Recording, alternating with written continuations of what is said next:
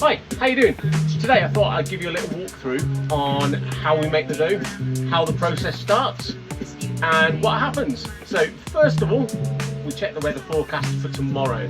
Remember, our dough is fermented for 24 hours at least. So we have to look at the weather forecast for the day after we make the dough, because it sits in our little proving cupboard and gets ready and ferments and grows. So the weather forecast for tomorrow on the screen is looking pretty shocking. We're in a bit of a bout of really bad weather, and so we're just going to be making 30 dough balls tomorrow. So that'll give us 30 pizzas, 60 portions of loaded dough balls or sweet dough balls, 60 small kids, because we use half our dough ball. It gets confusing sometimes talking about dough balls because we sell loaded dough balls and we talk about dough balls as in balls of dough.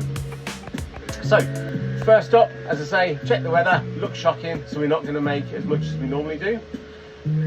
And then first off is to start the generator and get the mixer ready to go.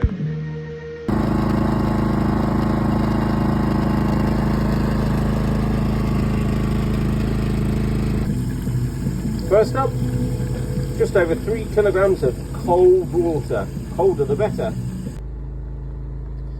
So we now mix for 30 dough balls of dough. We only use 2 grams of yeast because it ferments over such a long period of time. So in goes right about 4.5 kilos of pizza flour, and then we give that a good mix. So our yeast is in there, our water's in there, and off we go. Mixy, mixy, mixy.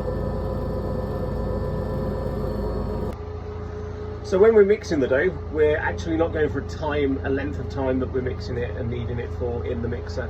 We're actually looking for a temperature, and for that dough to get up to a certain temperature, and then the yeast can start to do good things. So rather than for a fixed amount of time, we'll be checking and probing the dough with the temperature probe, just to make sure that it's slowly getting up to temperature. The longer it kneads in there, at a lower temperature, the better. The softer the dough is, the better it's going to be. So keeping the temperature low is a good thing, but also we want to start getting the temperature up so the yeast can activate.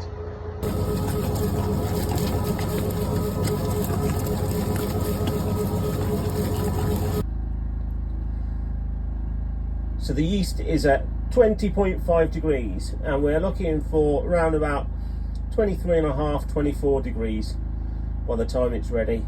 So we've still got a bit to go yet. Time to clean up. You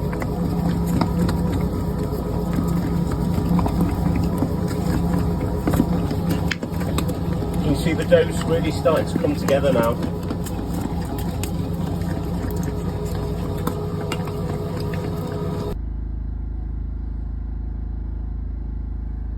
So there you go, it's up to temperature. So now the dough's ready to come out. It's going to head into our container where we bulk ferment it, and that will stay in there for approximately 8 hours, and then we'll make the dough balls. So there we go, that's the dough ready to sit and wait until later this evening where it'll be made into dough balls. You can see it's got some nice spring to it, not lots because that's going to develop, but it's starting to come back. Alexa. So it's about 8 hours later now, and it's time to ball up the dough. We do that in 2 stages. We do a rough ball just to get the weight, and then we do a shaping of that ball just to make sure that it's nice and tight so that the gluten can kind of work its magic inside and start to build, so it creates a nice fluffy and bubbly dough. So this is how I do it. This is our box. It's risen slightly. Nice and stretchy. And got our scales here, and we're looking for around about 270, and that's going to go as the first one in the box. And then just repeat that. This time it's 30 times. Slightly too much there. still slightly too much.